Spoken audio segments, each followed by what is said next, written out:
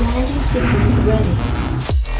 I never felt like I've left the entertainment industry and moving to Web3. I feel like I'm one that is trying to redefine it. If I don't sit there and go, that's it, man, that is fucking it. It's not walking out the door.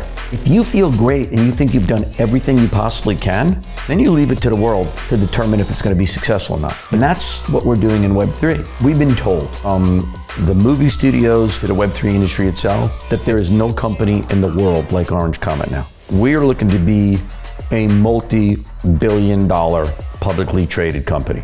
Period, end of story. And I haven't seen anybody coming through Web3 the way you guys do it. We got involved in an amazing project with a British boy. His name is Joe Whale.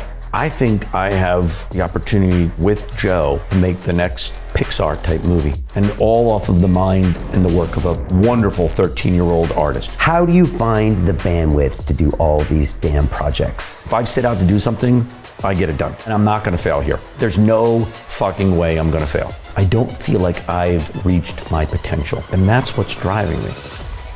I tell kids and even grad students, they've gotta find something that they believe in, first and foremost. You know, people say, passion's bullshit. No, it's not. It's not. It drives everything. It just does, man. Once you make that decision to do something and pursue something, and you gotta go, or you gotta get out. You don't know what tomorrow holds. Don't you wanna try and live out your potential, find the happiness? We need to find inside of each of us what ultimately is gonna make us happy, and try and pursue that.